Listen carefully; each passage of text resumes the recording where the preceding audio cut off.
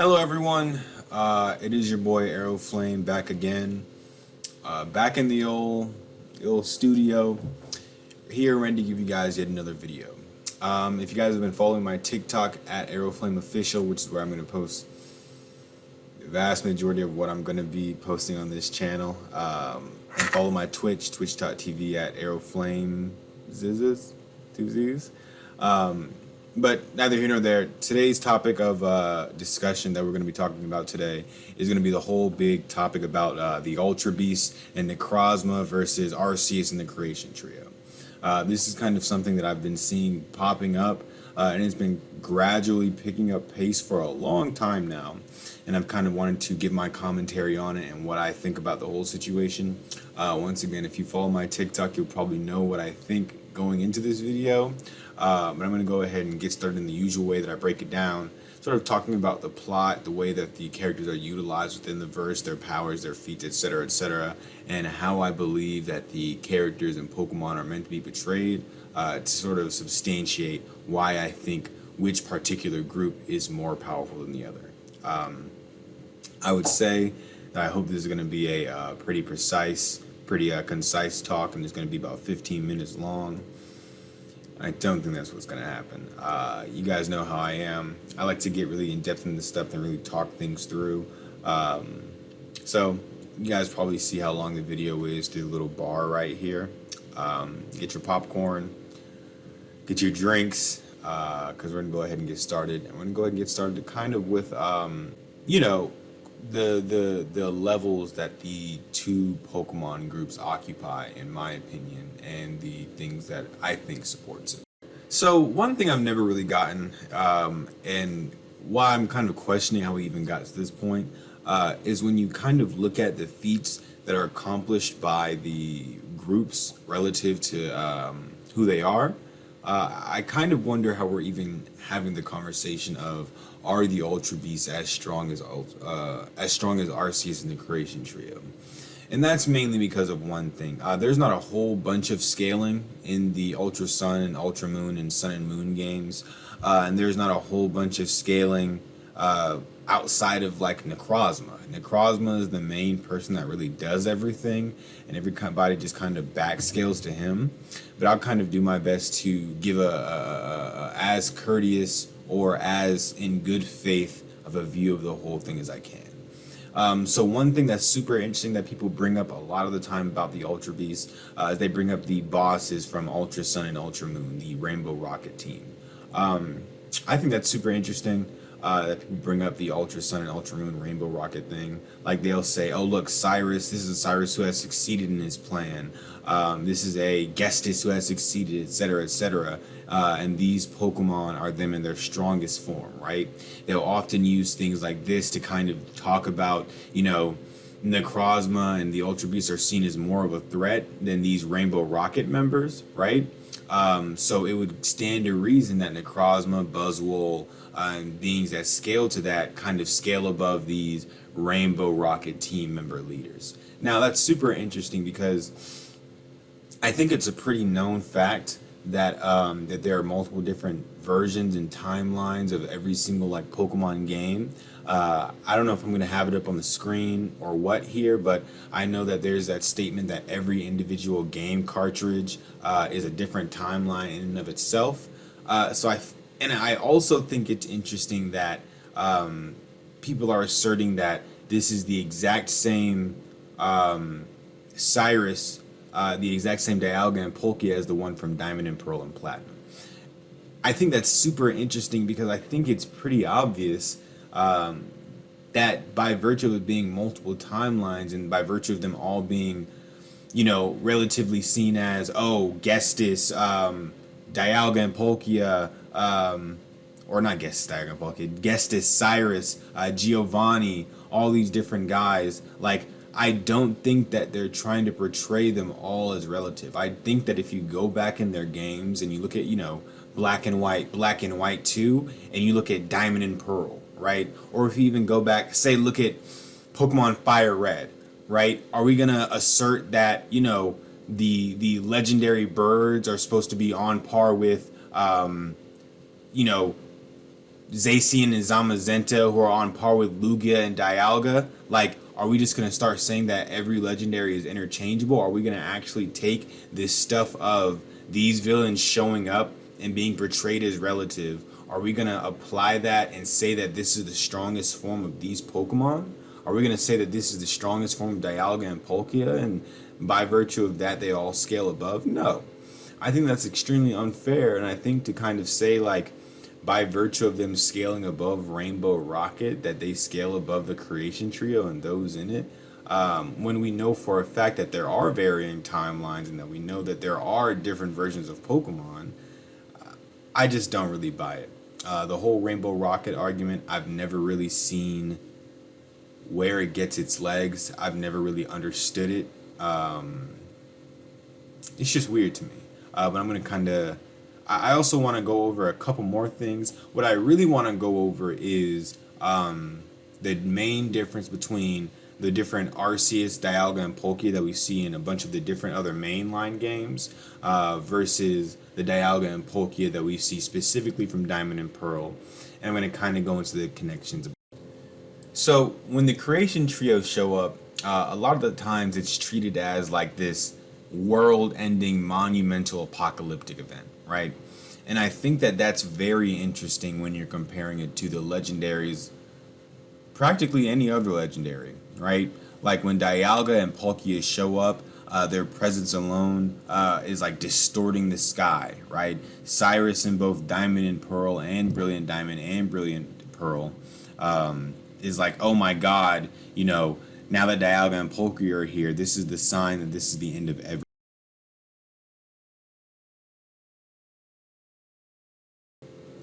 Like the arrival of Dialga and Polka and Giratina is really just, it's the end, right?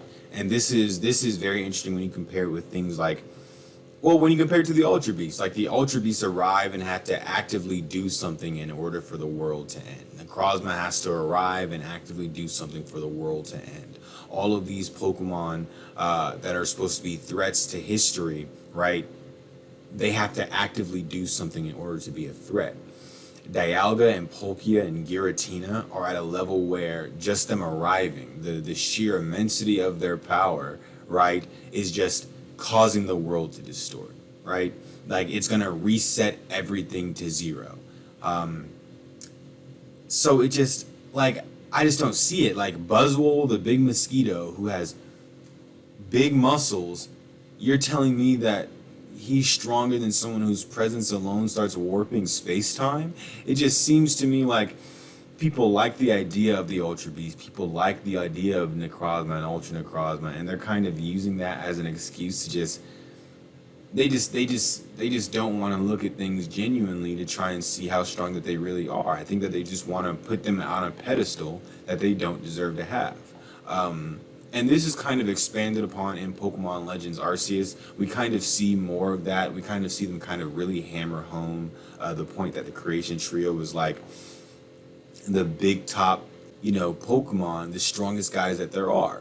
And I think that I think it's very important to kind of look at that and think what were the writers thinking when they wrote this? Because something that's super interesting that I found out while researching this topic is that the writers and directors for both Sun and Moon, Ultra Sun and Moon, and Pokemon Legends Arceus are the same, right? So when we see, say for example, this is Dialga, the deity that came from a place that's beyond space-time, right? They come from a place that is not a part of creation. They come from that primordial soup, that primordial chaos where Arceus has constructed the Hall of Origin, right? And I think that it's very important when we're talking about this because he didn't feel the need to say that Ultra Space and Ultraopolis or Megaopolis, whatever the city is called, is a place that's beyond space-time, right? It's still a different dimension, a parallel dimension that exists within all of Pokemon reality. And I see a lot of people saying stuff like, oh, well, we know that people are able to comprehend Dialga and Palkia and Arceus and Giratina, but they say that Ultra Space is beyond human comprehension. I think that is super disingenuous to say in conversation. We know that there are humans in ultra space that are just, they're not just, whoa, like they're not just sitting there like confused, like they're not just unable to move or respond. Like people are able to understand the concept of ultra space, and they are able to grasp the concept of ultra beasts. That's why there are beast balls, right? Like beast balls are invented to contain ultra beasts. The reason that Pokeballs and Ultra Balls and different, because people also like to say as well that the Ultra Beasts aren't Pokemon, which is super weird. They're in the Pokedex. Some of them have those little epithets like the such and such Pokemon, the this and that Pokemon, and they can be caught in Beast Balls, which are just modified Pokeballs. And they can also be caught in the Master Ball, which is able to catch any Pokemon without. But that's not really an argument that I feel like I need to go into. What I really want to talk about is that they don't transcend human knowledge, right? I think to say that they transcend human knowledge is just weird. Like, there are those things where it's like things are stated, and if you take them purely at face value, sure, absolutely, I can see where you're coming from. But if you actually play the game, if you look at it for more than a couple seconds, and you give it even the slightest bit of scrutiny, you realize what the writers and the directors intended to mean. It's just a dimension that we weren't familiar with yet. It's a dimension that the Pokemon professors and scientists and everything like that weren't familiar with yet. But they eventually did get familiar with it enough to be able to catch and log not only the Ultra Beasts in the Pokedex, but they're able to catch them with their modified Pokeballs. So to say that someone doesn't understand Ultra Space and is incapable of understanding what the Ultra Beasts are, it's just a little weird. The next thing we're going to talk about is two really big guidebooks or magazine statements, I guess would be the right word. More specifically about the 00 magazine, or Caro Caro. I always say it wrong. I'm going to put whatever it is right here just so you guys can read it and know what I'm talking about. But it's pretty much a magazine that is known for releasing like rumors and news about different media. And one of them was Pokemon, right? And in that Pokemon magazine, there is I'm going to show the Japanese scan here, just so everybody can read it and everybody knows we're on the same page. And the scan pretty much says something like the Ultra Beasts are the single strongest threat in history. Now, once again, it comes down to, I feel like that argument is just kind of disingenuous, right? Because we know that history isn't like a single set thing, right? Every game cartridge is its own timeline. We know that, different timelines can have different events going on. We're all the protagonists of our own different game, and our Pokemon teams, etc., all of those things can be different, right? And there are events that happen in some games that haven't happened in other games, you know what I mean? Time is kind of floating, different things are happening. And to say that the Ultra Beasts are, because of that one statement, the most all-encompassing dangerous thing that's ever happened in the history of all of Pokemon reality is bonkers. It's bonkers, right? Like, it's just weird. Like, some of the stretches that you have to go to in order to say that the Ultra Beasts are this strong, like, I'm not sure if people are being genuine, right, when they're saying these things, but the Ultra Beasts are not the greatest threat in history, right? The Ultra Beasts aren't even a bigger threat than Necrozma, right? And Necrozma is 100% not an Ultra Beast, because you can catch Necrozma in different balls, like Pokeballs, Ultra Balls, and Great Balls. And I think it just stated that it's a Pokemon that comes from another world, like another planet, like Deoxys, right? So the Ultra, that's not even true in their own game, right? The Ultra Beasts are less big of a threat than Ultra Necrozma on top of that, or Duskmane, Necrozma, and Solgaleo, right? Like, there are so many more bigger threats than the Ultra Beasts, that to take that at face value and say that because of that one statement in a magazine leak with no source from it is going to put them above the Creation Trio and Arceus is weird. The next thing I want to kind of talk over is the whole type null RKS system meant to be like a Pokemon from mythology. Cool. I think that's also stupid. Condoms are meant to prevent pregnancies, but people still get pregnant. Just because something is meant to do something doesn't mean it is automatically that thing, right? I'm pretty sure Silvally isn't even able to defeat some Ultra Beasts, right?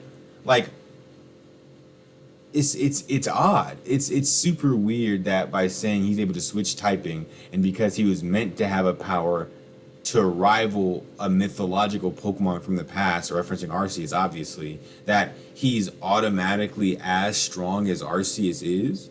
That's weird. That's a really weird. Like, think about it like this. At the end of the day, I think that it's pretty clear to everyone that Arceus has created the universe, all of Pokemon reality. Now, I know that there's some non-believers, but I'm going to get into that in a little bit. But if you do believe it, and you do believe that Silvally is stronger, you just think that people were just like, people went and read those books about Arceus and were like, oh, he's omnipotent. Duh. We just weren't giving him universal power. Just crank up the juice. Like, that's silly. Right? That's silly to say that.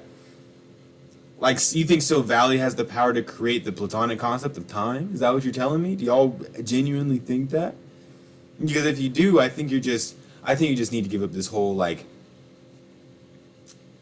power scaling thing. Like, this is just weird. Like there's nothing that supports that. There's nothing like you would have to be genuinely sitting here denying the whole, what the author's intention was. The fact that it failed, the fact that Silvally can't even defeat Ultra Beast, or is only able to contend with Ultra Beast. It's just, you're not coming up Millhouse, man. It's just weird. But that's pretty much it. I just wanted to address those two.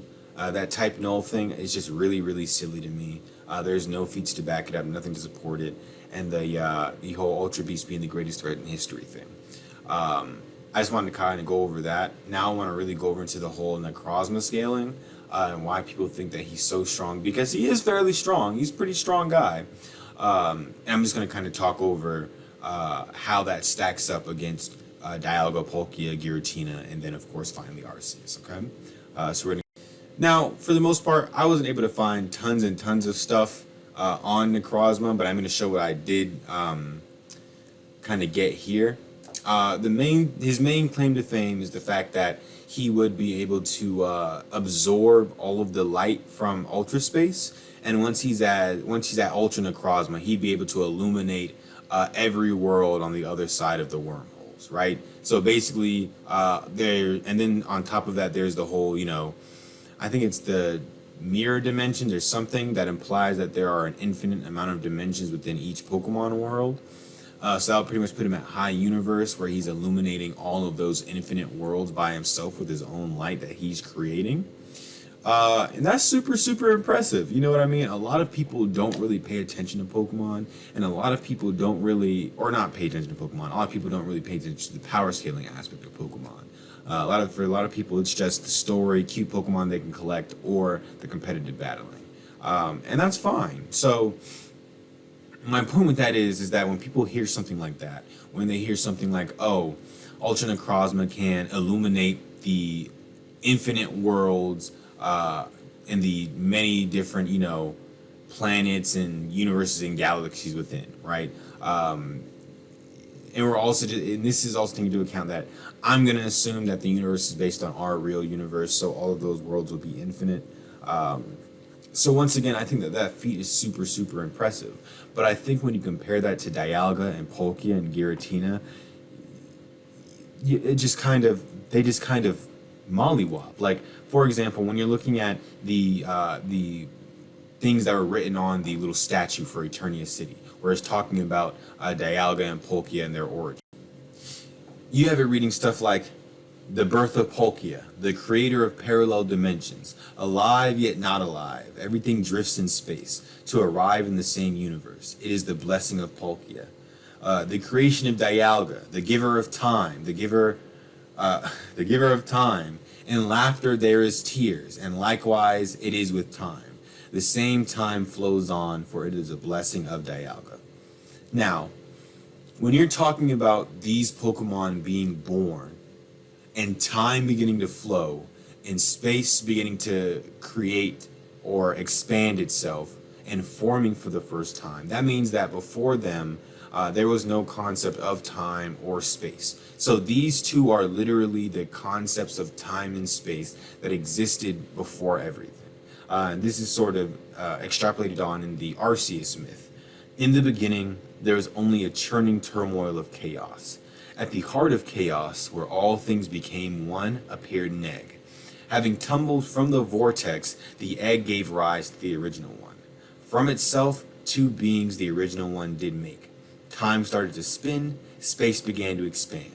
From itself again, three living things the original one did make. The two beings wished, and from them matter came to be. The three living things wished, and from them spirit came to be. The world created, the original one took an unyielding sleep. It pretty much straight up states that where Arceus and Dialga and Polka and Giratina first came to be, or where Arceus first came to be, he created Dialga, Polka, and Giratina in it, and they went on and made time, space, and antimatter, right? So they all existed in that sort of pre-time space area along with Arceus. And that's just like, that's already putting them at a level that's far beyond high universal. Like, they exist where platonic time and platonic space had not existed before. They exist beyond the reach of time and space. I'm going to be posting a lot of stuff from the Legends Arceus game, like I said at the very beginning of the video. And there's going to be a lot of different spoilers and everything. So once again, this is your very last warning before I get into those warnings, before I get into those spoilers. But like I said, you have things like, from the very beginning of the game, Arceus admits that the origin of where he's at, like the dimension that he created, exists outside of the bonds of space and time, right? We know that existing beyond space and time, he can be anywhere and any time. Like, he could literally appear at any point, right? He created these concepts, these platonic concepts. He could take them away at any point. Knowledge, spirit, and will are all concepts that Arceus came out with. Time and space, they're all just fractions of Arceus, right? So let's say the Ultra Beasts are flying toward the creation trio. What if Dialga, for example, was just like, no, you're not allowed to move anymore. Time stopped moving, and they stopped moving. Or Polkia, for example, is just like, there's no space here, so you can't travel here anymore. What are they gonna do, right? Like, there's nothing in Ultra Sun and Ultra Moon, in Sun and Moon, that suggests that they'd be able to move in these places that exist outside of space and time. There's nothing, right? Even in Heliopolis, people age, people get older, people, you know, they're not outside of time, right? They're still within spatial dimensions. And I think that it's super weird to even be comparing the Ultra Beasts and the Creation Trio. But even if you were to say, like, oh, just because it's time and space doesn't necessarily mean that they're that strong. Well, Giratina created the distortion world, which is literally the underside of the Pokemon reality, right? Everything that has an opposite, has something weighing it out on the other side due to Giratina. The statement for Giratina is something along the lines of, when this world was made, Dialga and Polka appeared. Apparently there was one more Pokemon that appeared at the same time, a Pokemon with as much power as Dialga and Polka, but also one whose name was never to be spoken, Giratina. It is said to lurk in another world, a world on the opposite side of ours. So when you take into account like things like, let's even look at Ultra Necrozma. He is able to put out and generate light that's able to go out throughout the entire world. Well, it will be Giratina's job to create something to counterbalance all of that energy. Otherwise, right, it's just going to destroy the whole world. That's his whole function, right? So no matter how much energy Ultra Necrozma is putting out, Giratina would have to be putting out energy meant to balance out the excess energy situated within the world, right? That's just the way that they've explained Giratina's job to be. And that's not even getting into Arceus and the Legend Plate, right? When we're talking about Arceus, when we're talking about the Mac Daddy omnipotent god of...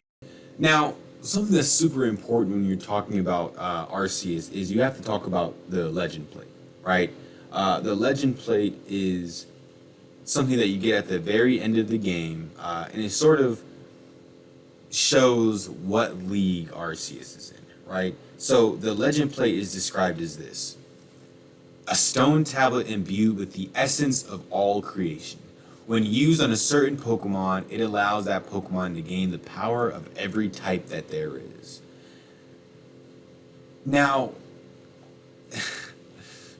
Arceus has a plate that allows him to hold the essence of just the origin of Pokemon power, all of creation, right?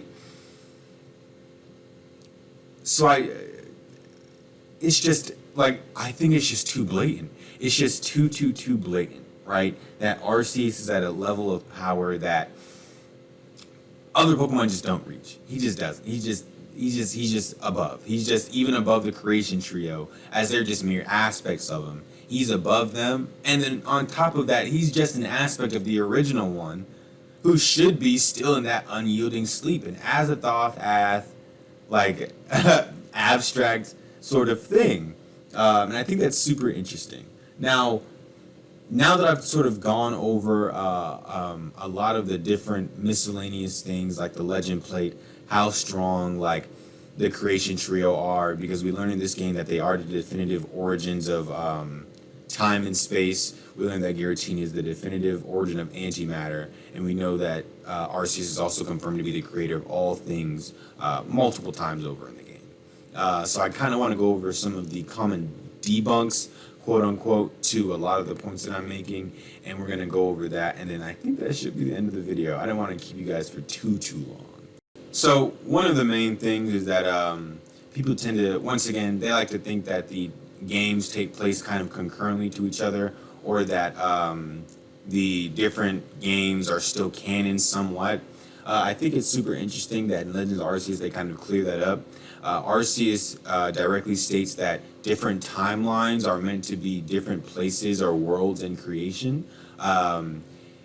He sort of says to the main protagonist of Pokemon Legends Arceus that he wants to see this world, or he wants to know how you react to being transported to this world. When it's kind of elaborated on that this is just Hisui, or the Hisui region is just Sinnoh from the past. So Arceus himself considers past and different timelines to be entirely different worlds. We also know from this little conversation that different worlds all count as being a part of creation. Like different timelines, different dimensions, he counts all of those as being a part of creation. So when they make things and make statements like Arceus is the one who resides over all of creation, or he is the one who resides over all, they're really talking about every timeline, every spatial dimension, including ultra space. So I think that they're really driving it home that Arceus, the creation trio, are really meant to be like the gods of the verse. They are not meant to be like gods as in, oh, they're god tier, but more so as, you know, Necrozma, these guys, they're Achilles, they're Hercules. This is like Zeus. This is like Poseidon, Hades. These are the sort of things that these characters, these Pokemon, really seem like they're on the scale of. They're just meant to be way higher above the general baseline of Pokemon that kind of situate themselves around. And one more thing I kind of want to touch over is the idea that, you know, Pokemon that show up in multiple games are the same one. I think that's stupid. Like, for example, the Dialga from Explorers of Time that controls time from the Temporal Tower is the same one that can control all of time through all of Pokemon reality from his home dimension. I think that's weird to say that those are the same versions when the levels of power are very obviously different. And that kind of goes into the earlier point about the whole Rainbow Rocket team. The writers and directors from both Diamond and Pearl, or not Diamond and Pearl, Brilliant Diamond and Brilliant and Shining Pearl, Legends Arceus, and Sun and Moon and Ultra Sun and Moon share the same like writers and directors. And I think it's super interesting that in Brilliant Diamond, in Legends Arceus, they had that sort of like black outline with the red, blue, and green distorting effect showing they were resetting the world. But in the Rainbow Rocket stuff, this isn't really mentioned, and their presence doesn't bother anything. I think this is intentional, right? I think that they purposely included it in these media, but not in other ones. And that's super interesting because even on the main Pokemon website for Legends Arceus, it directly says that Legends Arceus takes place and is connected to the same world that Diamond and Pearl is, right? So this is another connotation, another distinction, that a game like Diamond and Pearl is a different world entirely from a game like Sun and Moon, right? All of like different timelines or different worlds, and they can have varying degrees of different things. And I think that you just have to get that through. You have to realize that, and you have to take, okay, what was this Pokemon's best showing? What is them at their strongest? And then you compare. You don't just try and find, like, I'm not even sure how you get to that point where you're not thinking that Arceus, Dialga, and Polka aren't at this massively beyond space-time scale without just ignoring certain things and just going based on random feats from games that they show up in. But I think that's pretty much it. I think that's the whole video. I think I've gone over everything that I wanted to touch on in regards to our level of power. If I didn't make it clear, I think that the Creation Trio and Arceus are just in a different league. I think that they're way, way stronger. They're just beyond anything that the Ultra Beasts have. I'm not sure why this argument is even a thing, but I wanted to address it and kind of talk on it. I know that you guys probably want me to go ahead and end the video now because I talked for a long time. But as usual, go ahead and check my TikTok at ArrowFlameOfficial. I also stream on Saturdays at twitch.tv/ArrowFlames. Look me up. The link will be in the bio. But thank you for coming into the video. Thank you for tuning in. I know that I talked for a long time. It can be a little annoying to listen to me. But I appreciate you sticking through to the end if you made it to the end. Appreciate it. I hope you guys have a great rest of your day.